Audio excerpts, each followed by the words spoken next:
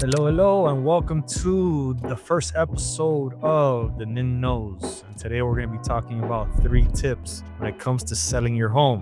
Number 1, price correctly.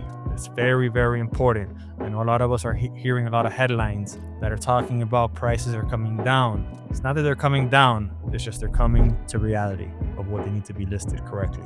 That whole pandemic selling, just because you had 4 walls, a door, window, and a couple rooms, you just place a number out there and think it's going to sell and that's it.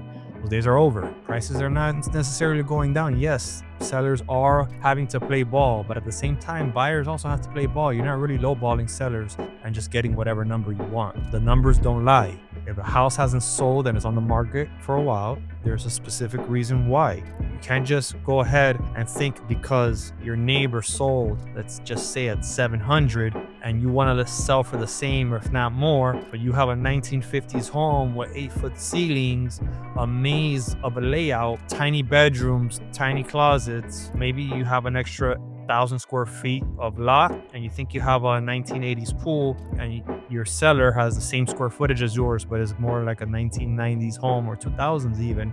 15-foot ceilings, open layout concept, quality finishes to the house. Can't compare your house to that one. Of course that one's going to sell for more. And that's what's happening. Buyers are being more meticulous to the actual price and to the actual product itself. So price accordingly. Same thing when it comes to spec homes. You live in one of these spec home communities, whether it's a Lennar, DR Horton, or one of these developers, you unfortunately are limited to the comparables in that area. You cannot go ahead and compare your property to another property, even though it's within a mile outside of the neighborhood, if there's already comparable sales, especially with your same layout. Let's be real. You got to compare apples to apples. And unfortunately, in today's market, the days on market or the price reductions are where you're seeing is just unrealistic sellers not really listing their property where they should be, and therefore hence the days on market or the price reduction. But once they do sell, you really see that they're selling more or less at market value unless they have a major deficiency with them.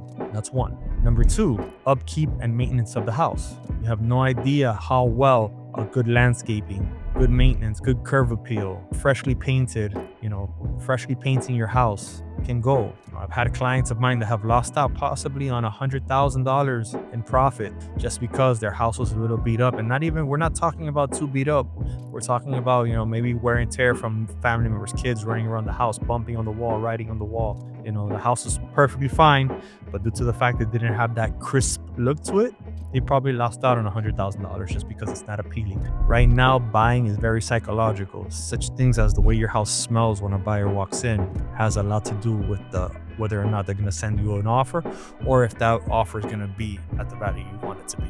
And number 3, hire the right agent. Don't just hire someone because of the commission based or they're a family member or friend. Take the time to interview the agent. Ask them, what's your experience? What's your plan to sell my house? What tools do you have? How do you market your homes? What do you do to look for a buyer? It's very important that you ask these questions and you do your research on your agent.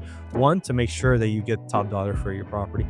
And 2, you want to make sure that you have an experienced agent that protects you as a seller. Protecting doesn't just happen on the buy side, it happens on the seller side. You want to make sure your agent knows what he's doing as far as helping you decide on which buyer to accept and to make sure you're protected and you don't waste time in the event that this buyer is what we call a fake buyer.